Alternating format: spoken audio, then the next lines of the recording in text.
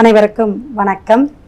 ஓம் பூச்சியாய ராகவேந்திராய சத்திய தர்ம ரதாய சபஜத்தாம் கல்ப வருஷாய நமதாம் காமதேனுவே. ஸ்ரீ ராகவேந்திரருடைய பொற்பாதம் தொட்டு வணங்கி குரு வாழ்க குருவே துணை. நெட்ஜன் டிவி நேயர்கள் அனைவருக்கும் வாழ்த்துக்கள், நன்றி.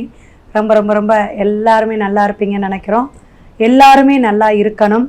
மிக சிறப்பான ஒரு அமைப்பில் குரு பகவான் இப்போ கடகராசிக்கு பெயரக்கூடிய குரு பெயர்ச்சி அப்படிங்கிறது சிறப்பான விஷயங்க.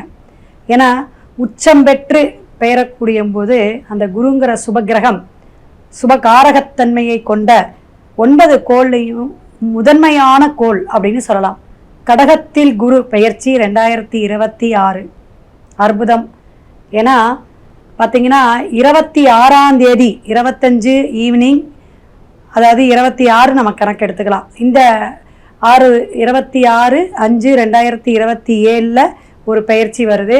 அதுக்கப்புறம் பார்த்தீங்கன்னா வாக்கியம் பஞ்சாங்கப்படி இந்த பயிற்சி, திருக்கணிதம்படி அப்படி பார்த்தீங்கன்னா வைகாசி மாதம் பிறக்கக்கூடிய அந்த 12ஆம் தேதி 2/6/2026 குரு பயிற்சி மிக சிறப்பாக பெயரக்கூடிய அமைப்பு அப்படின்னு சொல்லலாம்.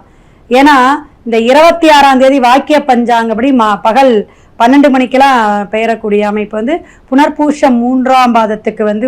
அப்படிங்கும் பொழுது அந்த காலகட்டத்தில் இருந்தே உங்களுக்கு பல விஷயங்கள் மாற்றங்கள், பல விஷயங்கள் புதுமையான விஷயங்கள், சுபகாரியங்கள் எல்லாமே ஆரம்பிச்சிரும் அப்படிங்கிறத தெரிஞ்சுக்கணும். இதில் பார்த்தீங்கன்னா நடுவில் வக்ரம் பெற்று அக்டோபர் மாதம் பார்த்தீங்கன்னா வக்ரம் பெற்று சிம்மத்துக்கு ஒரு சில மாதங்கள் இருந்துட்டு அதுக்கப்புறம் ரிவர்ஸில் கடகத்துக்கு வரார். இது ஒரு அமைப்பு உண்டுங்க.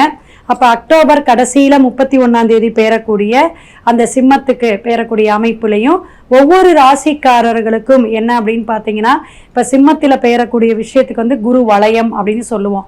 அப்போ இந்த மாதிரி விஷயம் கடகம் அப்படிங்கிறது சந்திரனுடைய அம்மா அப்படிங்கிற ஆதிக்கம், சூரியன் அப்படிங்கக்கூடிய ஆதிக்கத்தில் அதிபதியில் சிம்மம் இருக்குது.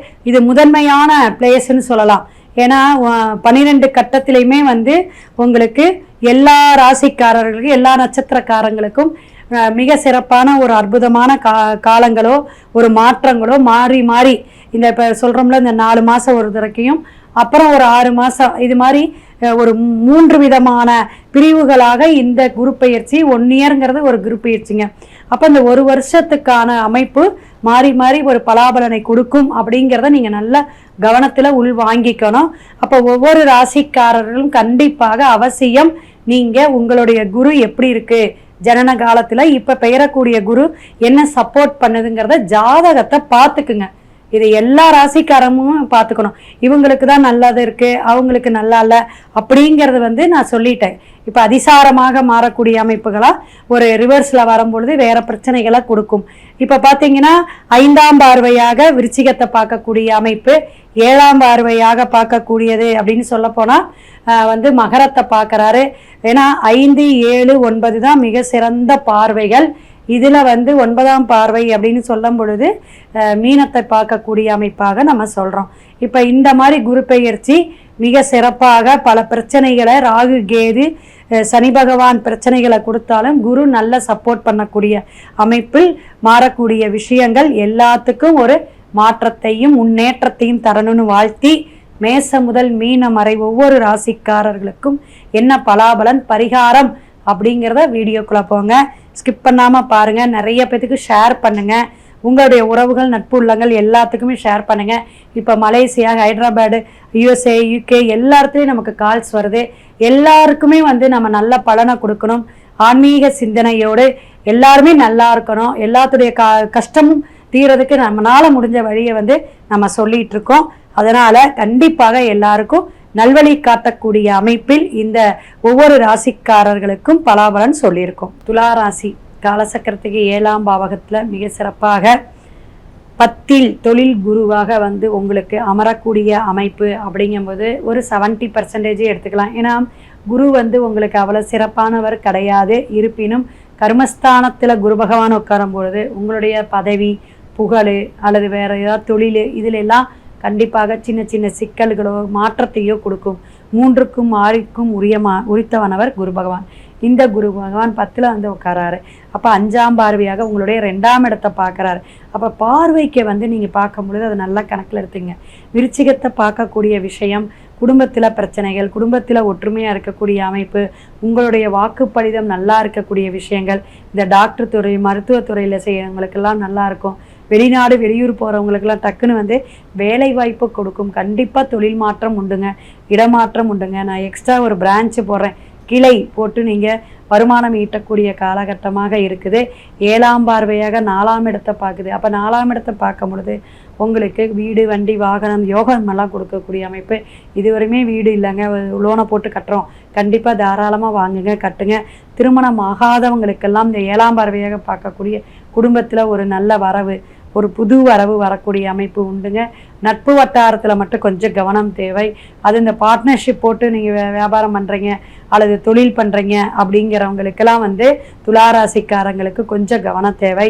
9ஆம் பார்வையாக வந்து 6ஆம் இடத்தை பார்க்கறனால உடம்பு தொந்தரவு இருக்கிறவங்களுக்கெல்லாம் சரியாகும். வயிறு பிரச்சனைலாம் சரியாகும். கால் சம்பந்தமான பிரச்சனைகள்லாம் சரியாகக்கூடிய அமைப்பு.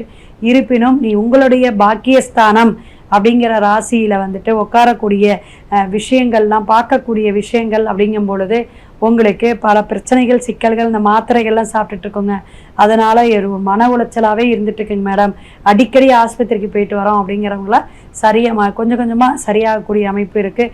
குழந்தை பாக்கியம் இல்லாதவங்க, ரொம்ப வருஷமாக இல்லை அல்லது இந்த வருஷம்தான் கல்யாணம் ஆகியிருக்கு அப்படிங்கிறவங்களுக்கெல்லாம் குழந்தை பாக்கியம் கிடைக்கும்.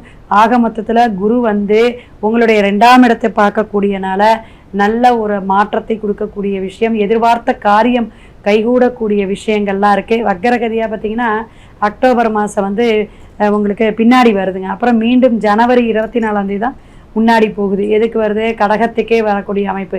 இப்படி ரிவர்ஸில் போயிட்டு வரக்கூடிய அமைப்பில் அப்படிங்கும்போது அதுலேயும் சில மாற்றங்கள்லாம் இருக்குது. அப்போ துளாராசிக்காரங்கள நமக்கு என்னென்ன இடத்துல எப்படியெல்லாம் நம்ம செய்யணும், எந்த மாதத்துக்குள்ளார கல்யாணம் பண்ணணும், எந்த மாதத்தில் எனக்கு குழந்தை பேர் கிடைக்கும், வீடை எப்போங்க கிரகப்பிரவேசம் பண்ணுவேன், வீடு கட்டிகிட்டு இருக்கேன் அப்படியே பாதிலேயே நிற்கிது, அறகுறையாக நிற்கிது, சித்தால் வரமாட்டேங்கிறாங்க, வேலையால் வரமாட்டேங்கிறாங்க, இன்ஜினியர் பழி பண்ணுறான் அப்படிங்கிற புலம்பல்கள்லாம் வந்து எவ்வளோ பேர் ஜாதகம் பார்க்குறாங்க. அது மாதிரிலாம் நம்ம கேட்டுகிட்டே இருக்கோம். ஸோ அதனால் உங்களுக்கு பிரச்சனைகள்லாம் தீருனா உங்கள் ஜனன ஜாதகத்தில் குரு எங்கே இருக்கிறாருன்னு பார்க்கணும். அந்த குருவுக்கு கோச்சார குருவான கடகம் எந்த அளவுக்கு சப்போர்ட் பண்ணுதோ அதுதான் உங்களுக்கு சரி பண்ணக்கூடிய அமைப்பு. இதெல்லாம் வந்து ஒரு பொது பலன் தான். அப்போ பிரச்சனைகள் தீர உங்கள் ஜாதக கட்டத்தை முழுசாக வந்து நீங்கள் பார்த்துக்கணும்.